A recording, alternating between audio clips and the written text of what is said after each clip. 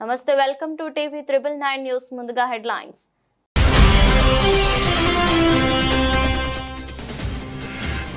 ఉగ్రవాదులకు సాయం చేసే పోలీసుల నుంచి తప్పించుకునేందుకు నదిలో దూకే వ్యక్తి మృతి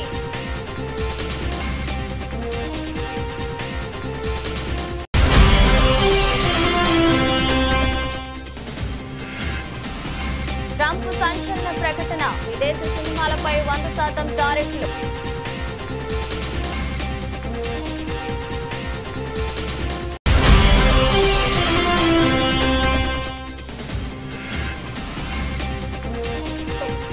లంచం తీసుకుంటూ ఏసీబీకి చిక్కిన ఎమ్మెల్యే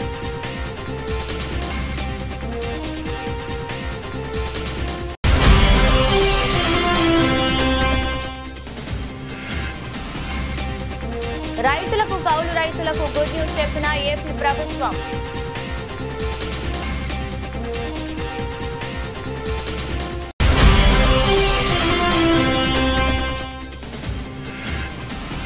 ఇంగ్లాండ్ టూర్లో వైఎస్ కెప్టెన్సీ నుంచి బుమ్రా అవుట్ ఆటగాడిగా దక్కే ఛాన్స్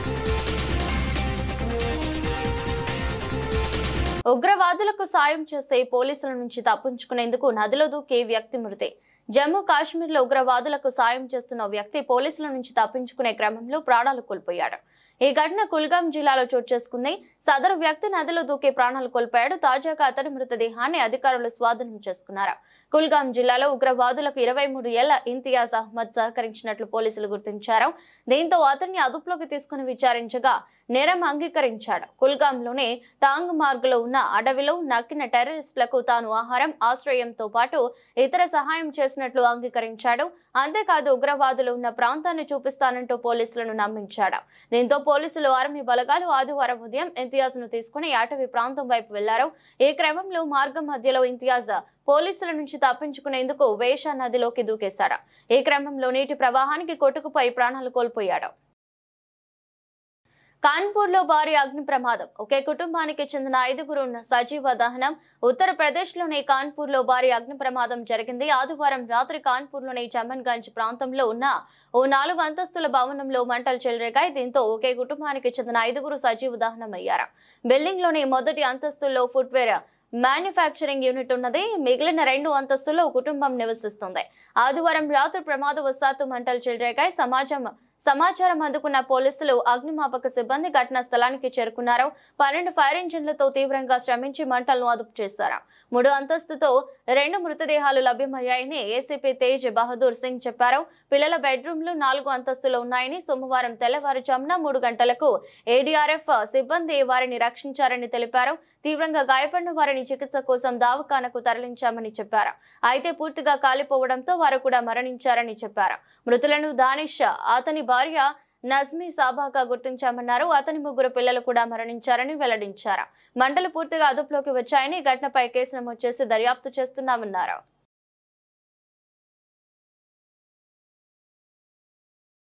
లంచం తీసుకుంటూ ఏసీబీకి చిక్కిన ఎమ్మెల్యే. అసెంబ్లీలో ప్రశ్నలు అడగకుండా ఉండటానికి లంచం తీసుకున్న కేసులో రాజస్థాన్ ఎమ్మెల్యే అరెస్ట్ అయ్యారు. బాగి డోరాకు చెందిన భారత ఆదివాసీ పార్టీ ఎమ్మెల్యే జయకృష్ణ పటేల్ అసెంబ్లీలో మైనింగ్ సంబంధించి 3 ప్రశ్నలు అడిగేందుకు సిద్ధమయ్యారు. అయితే వాటిని తొలగించేందుకు సంబంధిత మైనింగ్ కంపెనీ ఎమ్మెల్యేను సంప్రదించింది. దీనికి గాను జయకృష్ణ 10 కోట్లు డిమాండ్ చేశారు. అయితే అది 2.5 కోట్లకు ఒప్పందం కుదిరింది. ఈ నేపథ్యంలో తొలుత సంబంధిత కంపెనీ అతనికి 1 లక్ష అందించింది. రెండో విడతలో భాగంగా 20 లక్షలు ఇవ్వాల్సి ఉండగా బాధితులు ఏసీబీని ఆశ్రయించారు. దీంతో అధికారులు ఎమ్మెల్యేకు ఉచ్చు బిగించారు. ఈ క్రమంలో డబ్బు ఇచ్చేందుకు జైపూర్లోని ఎమ్మెల్యే క్వార్టర్స్ కు రావాలని సంబంధిత వ్యక్తులకు ఎమ్మెల్యే జయకృష్ణ సూచించారు. దీంతో వారు ఆయన క్వార్టర్స్ లో 20 లక్షలు అందించారు. ఆ మొత్తాన్ని స్వయంగా లెక్కించిన తర్వాత ఆయన తన సహాయకుడితో పంపించారు. ఇంతలో రంగంలోకి దిగిన ఏసీబీ అధికారులు ఎమ్మెల్యేను అరెస్ట్ చేశారు. అయితే ఇప్పటికే ఆ వ్యక్తి బ్యాగుతో అక్కడి నుంచి పరారయ్యాడు. దీంతో అతని కోసం గాలిస్తున్నారు. కాగా లంచం తీసుకుంటుండగా ఓ ఎమ్మెల్యే పట్టుబడటం రాష్ట్ర ఏసీబీ చరిత్రలో ఇదే మొదటిసారని ఏసీబీ డీజీ రవిప్రకాష్ మెహ్రా తెలిపారు. రవీంద్ర సింగ్ అనే వ్యక్తి ఏప్రిల్ 4న తమకు ఫిర్యాదు చేశారని చెప్పారు. అప్పటి నుంచి ఎమ్మెల్యేను రెడ్ హ్యాండెడ్ గా పట్టుకోవడానికి ప్రయత్నిస్తున్నామని తెలిపారు. మైనింగ్ కు సంబంధించి అసెంబ్లీలో ప్రవేశపెట్టాల్సిన 3 ప్రశ్నలను తొలగించడానికి ఎమ్మెల్యే మొదట 10 కోట్లు అడిగారని, కానీ తర్వాత 2.5 కోట్లకు ఒప్పందం కుదిరించిందని వెల్లడించారు. లంచం మొత్తాన్ని విడతల వారీగా చెల్లించాలని నిర్ణయించారని, ఇందులో భాగంగా 20 లక్షలు తీసుకుంటుండగా ఎమ్మెల్యేను పట్టుకున్నామని చెప్పారు.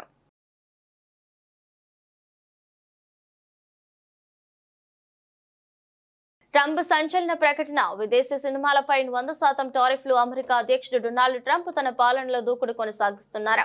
ఇప్పటికే ఉద్యోగులు తొలగింపులు, సుంకాల మూత వంటి సంచలనాత్మక నిర్ణయాలు తీసుకున్న ట్రంప్ తాజాగా మరో కీలక నిర్ణయం తీసుకున్నారు. ఈసారి ఆయన సినిమా పరిశ్రమపై పడ్డారు. అమెరికాలో విడుదల చేసే విదేశీ సినిమాలపై 100% టారిఫ్లు విధించనున్నట్లు సంచలన ప్రకటన చేశారు. అమెరికన్ ఫిల్మ్ ఇండస్ట్రీకి పూర్వ వైభవం తీసుకొచ్చేందుకు ఈ నిర్ణయం తీసుకున్నట్లు చెప్పారు. విదేశీ సినిమాల వల్ల హాలీవుడ్ నష్టపోతుందని ట్రంప్ వ్యాఖ్యానించారు. అమెరికా బయట షూటింగ్ చేసి తమ దేశంలో రిలీజ్ చేసే అన్ని రకాల సినిమాలపై 100% పన్ను విధిస్తున్నట్లు ప్రకటించారు. అమెరికాలో సినీ పరిశ్రమ వేగంగా పతనమవుతుందని ఈ సందర్భంగా ట్రంప్ అన్నారు. ఇతర దేశాలు ఒకటైన హాలీవుడ్ ను నాశనం చేసేందుకు కుట్రలు పన్నుతున్నాయని ఆరోపించారు. దర్శక నిర్మాతలు స్టూడియోలను అమెరికా నుంచి దూరం చేయడానికి ప్రయత్నిస్తున్నాయని ఆరోపించారు. ఇందుకోసం అన్ని రకాల ప్రోత్సాహకాలను అందిస్తున్నాయన్నారు. ఈ కారణంగా హాలీవుడ్ నాశనం అవుతుందని వ్యాఖ్యానించారు. ఇది దేశ భద్రతకు ముప్పుగా అభివర్ణించారు. అందుకే విదేశాల్లో నిర్మించి అమెరికాలో విడుదల చేసే సినిమాలపై 100% సుంకం విధించనున్నట్లు తెలిపారు. ఈ ప్రక్రియను వెంటనే ప్రారంభించేలా వాణిజ్య శాఖకు ఆదేశించినట్లు ట్రంప్ తన ట్రూత్ సోషల్ మీడియాలో పోస్ట్ పెట్టారు. ప్రస్తుతం ఈ పోస్ట్ వైరల్ అవుతుంది.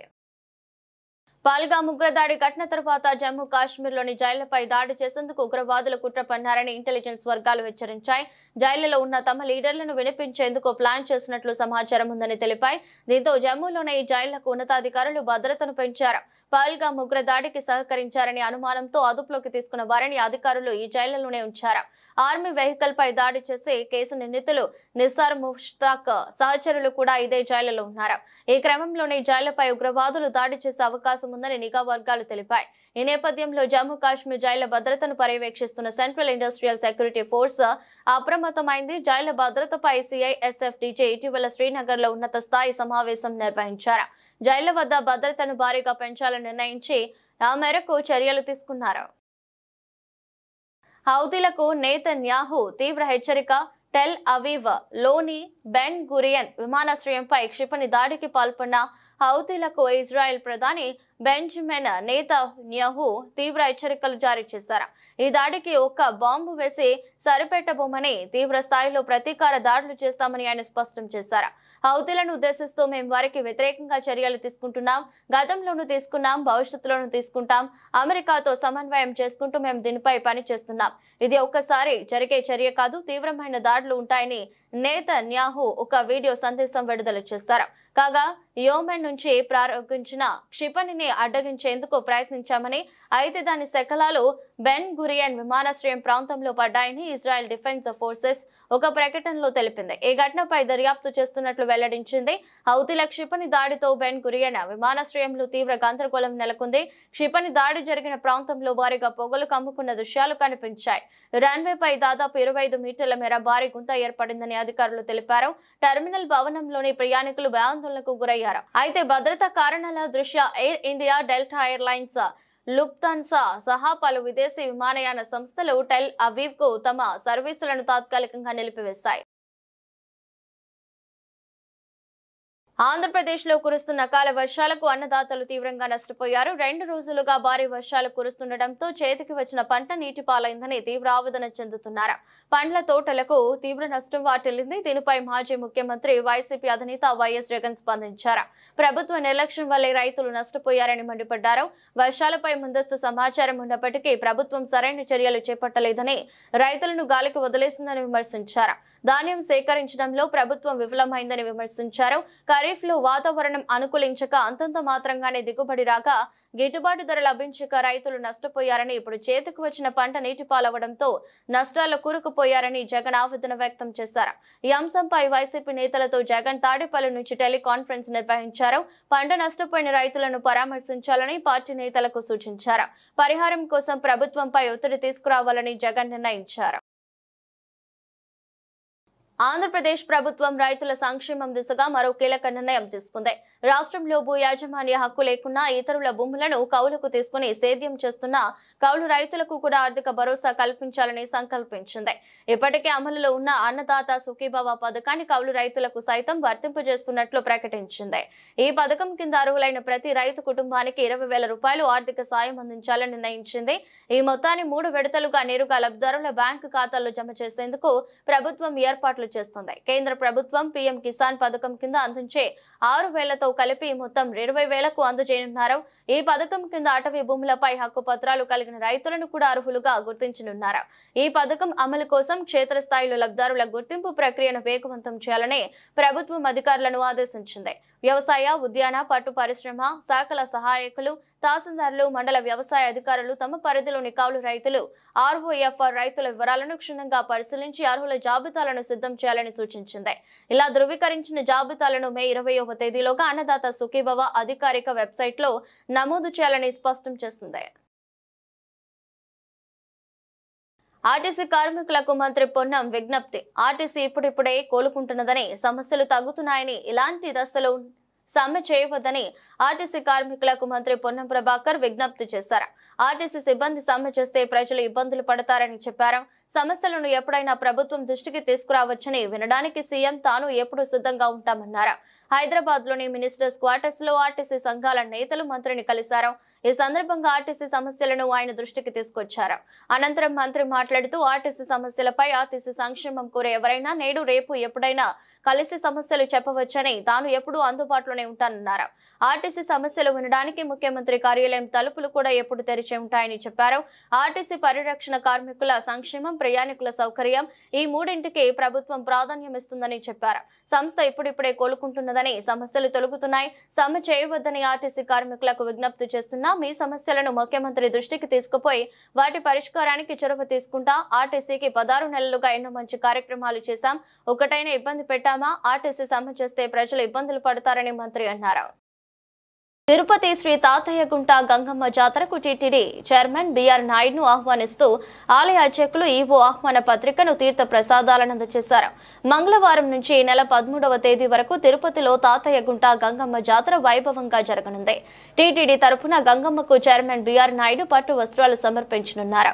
జాతరకు వచ్చే భక్తులకు ఎలాంటి ఇబ్బంది కలగకుండా ముందస్తు ఏర్పాట్లు చేయాలని చైర్మన్ సూచించారు. ఈ నెల 14వ తేదీ ఉదయం స్వరూప దర్శనంతో గంగ జాతర ముగియనుంది.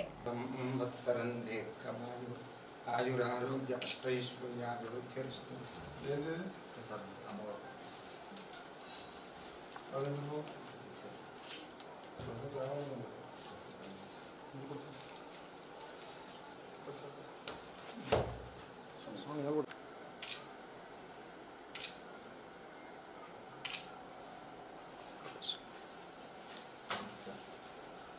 శ్రీకాళహస్తి ఆలయానికి పెద్దాపురం ఎమ్మెల్యే మాజీ మంత్రి చినరాజప్ప విచ్చేశారు.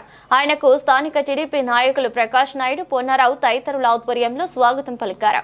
ఆలయ అధికారులు దర్శనం ఏర్పాట్లు చేశారు. చినరాజప్ప కుటుంబ సభ్యులతో కలిసి వాయులింగేశ్వరుని దర్శించుకుని ప్రత్యేక పూజలు జరుపుకున్నారు. దర్శనానంతరం వేద పండితులు ఆశీర్వదించి తీర్థ ప్రసాదాలు అందజేశారు.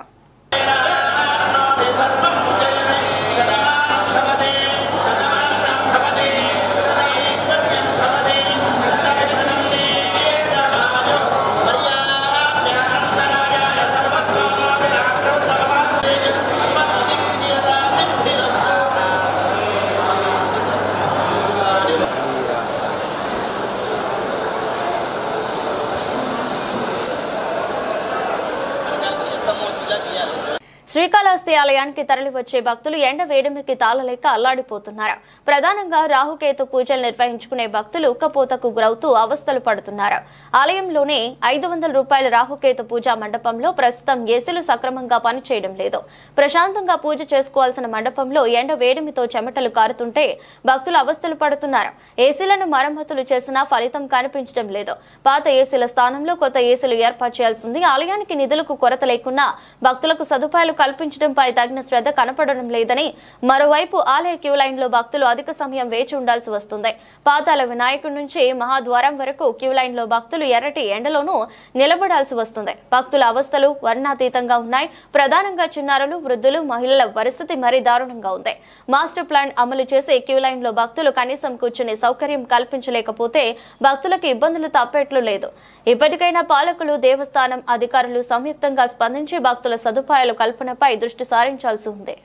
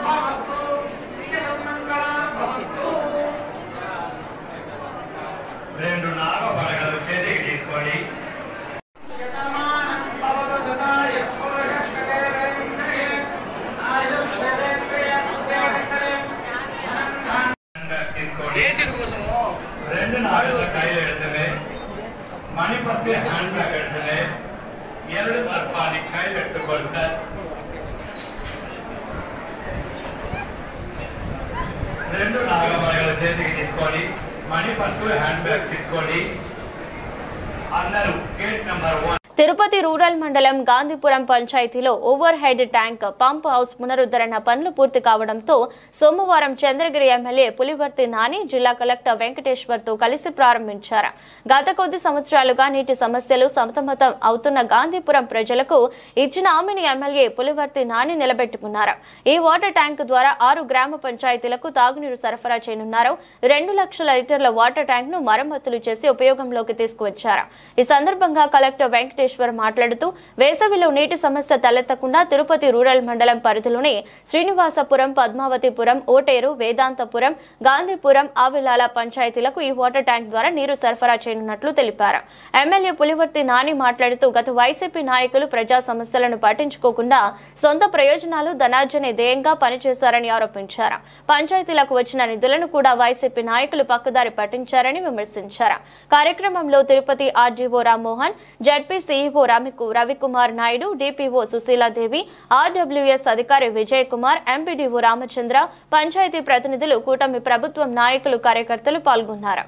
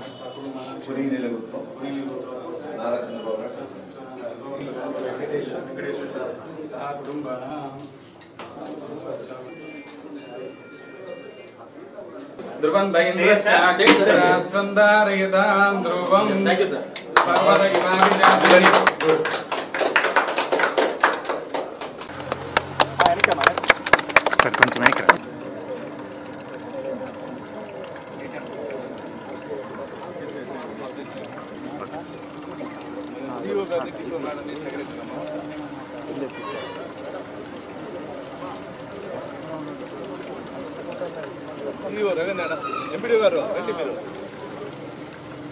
ఆర్డబ్ల్యూఎస్ గారు ఎక్కడ ఎస్సీ గారు రండి.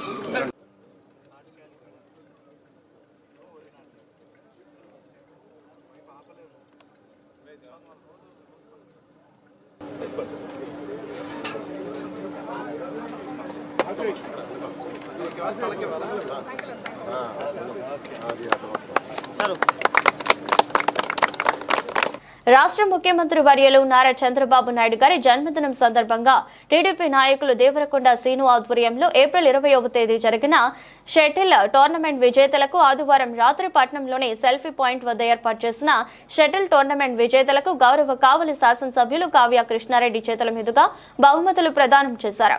విజేతలుగా నిలిచిన ప్రతి ఒక్కరిని అభినందించి సెల్ఫీ పాయింట్ వద్ద విజేతలతో ఫోటో దిగారు. ఇంత మంచి కార్యక్రమాన్ని చేపట్టిన కమిటీ సభ్యులను ఎమ్మెల్యే అభినందించారు. 3 ప్లేసులు నిర్ణయించబడింది. థర్డ్ ప్లేస్ ఈ క్రీడా పోటీల్లో కుడియరంగా 60 టీములు కావలి నియోజకవర్గ పరిధిలో తలపడ్డారు. వాటిలో విజేతలుగా 3 టీములు. మూడో team third prize Sudeep Nayak and Ayodhya.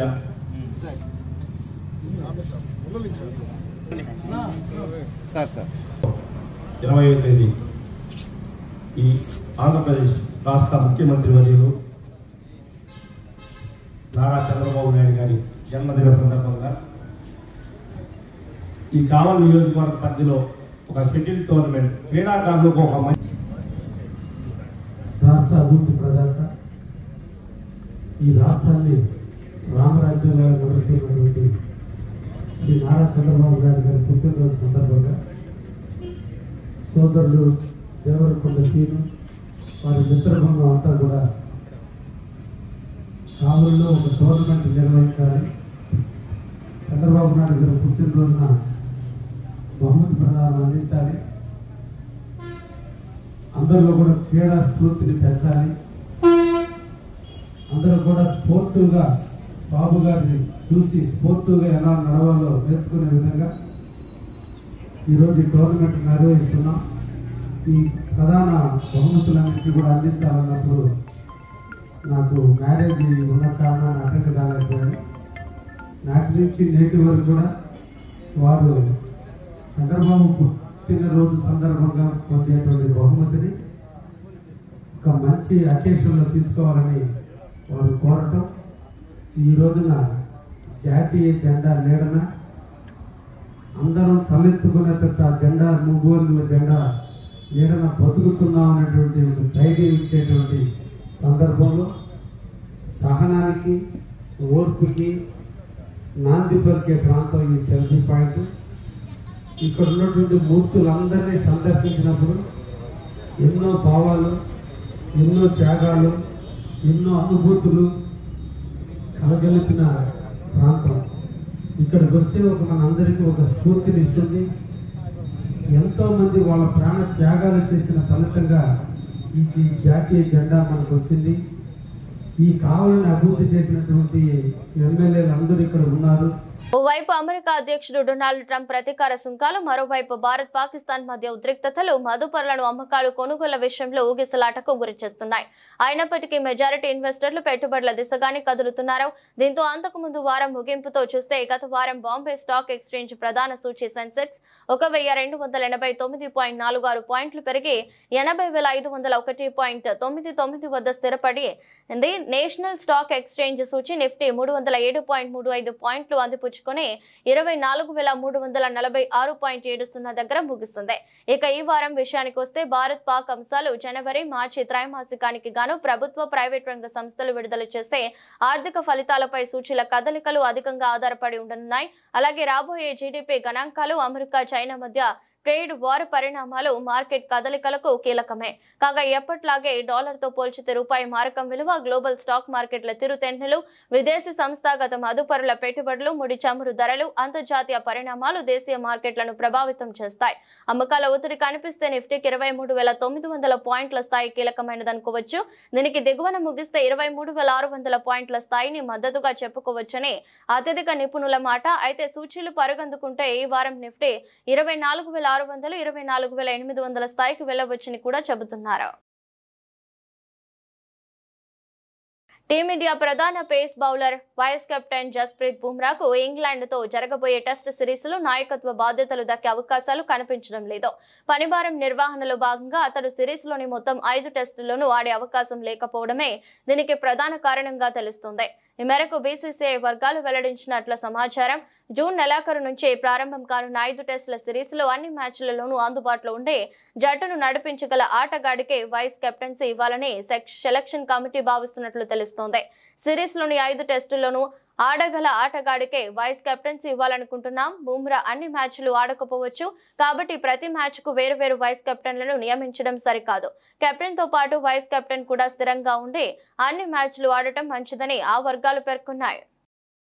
Tollywood star heroine Samantha ఇప్పుడు నటిగా, నిర్మాతగా ఇండస్ట్రీలో రాణించే ప్రయత్నం చేస్తుంది. నటిగా మంచి మార్కులు కొట్టేసిన సమంత ఇప్పుడు నిర్మాతగా కూడా అదృష్టం పరీక్షించుకుంటుంది. ఆమె తాజాగా శుభమణి చిత్రంలో అతిథి పాత్ర పోషించి ఈ చిత్రాన్ని నిర్మిస్తుంది.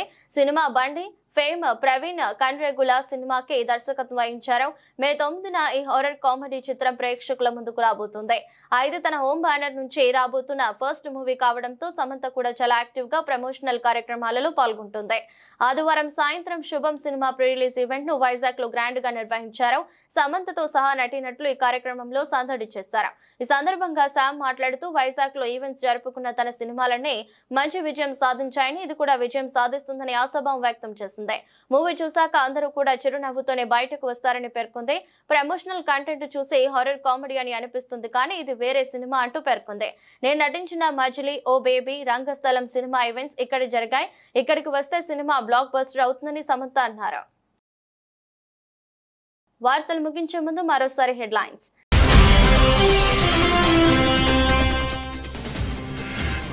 ఉగ్రవాదులకు సాయం చేసే పోలీసుల నుంచి తప్పించుకునేందుకు నదిలో దూకే వ్యక్తి మృతి.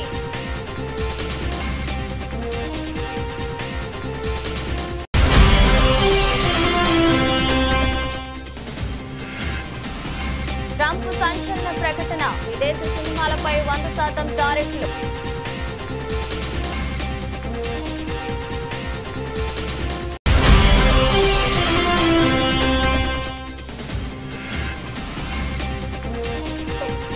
లంచం తీసుకుంటూ ఏసీబీకి చిక్కిన ఎమ్మెల్యే.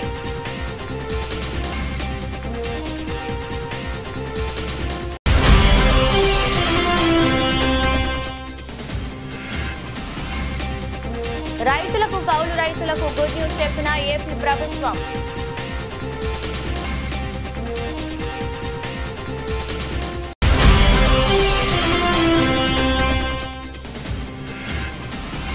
ఇంగ్లాండ్ టూర్ లో వైఎస్ కెప్టెన్సీ నుంచి బుమ్రా అవుట్. ఆటగాడిగా దక్కే ఛాన్స్. ఇతరస్టు బులెటిన్ మరో బులెటిన్లో మళ్ళీ కలుద్దాం. అంతవరకు సెలవు. నమస్కారం.